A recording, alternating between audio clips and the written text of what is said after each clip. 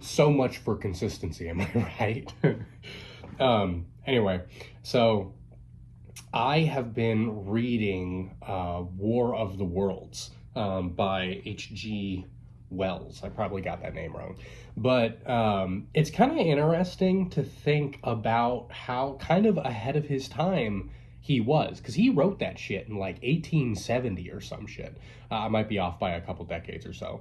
But, you know, in the late 1800s, he wrote that, mid 1800s even.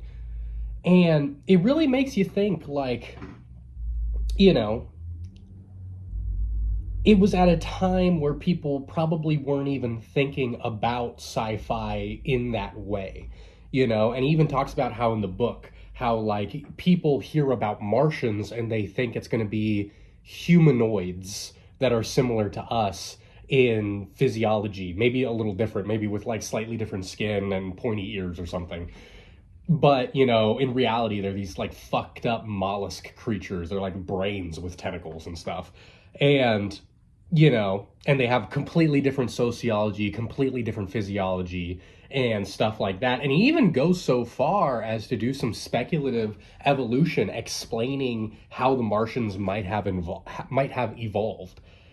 And it's really interesting, you know, because we think of early sci-fi as being so primitive, and we think of early sci-fi as not actually exploring complex themes and just being, oh, big monster, scary, ray guns.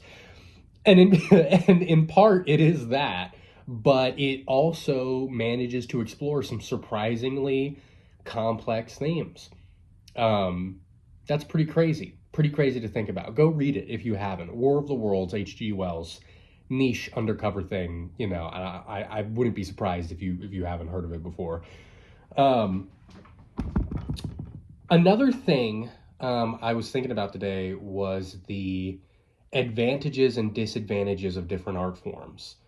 You know, because like every art form has an advantage or disadvantage intrinsic to it. So, like, for example, reading and writing as an art form is inherently intellectual.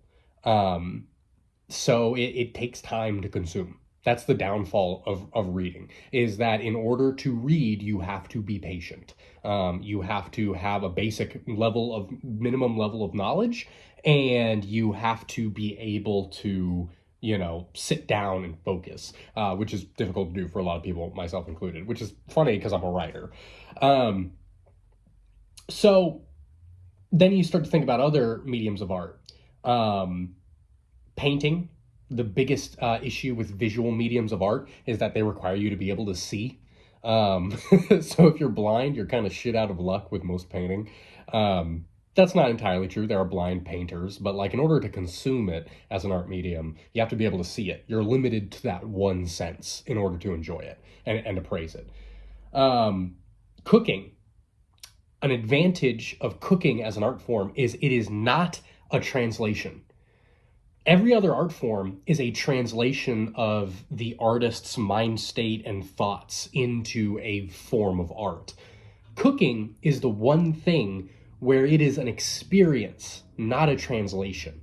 You know, if someone were to write a book about the rock he saw outside, you would not be able to see the rock. You would be able to see his translation of the rock, his idea of the rock. Now, cooking, on the other hand, cooking, there is no translation. The experience is the mushrooms sauteed in barbecue sauce or whatever the fuck, you know? Like, cooking is unique in the sense that it's not a translation of anything. I could go on, but that's just something I've been thinking about today.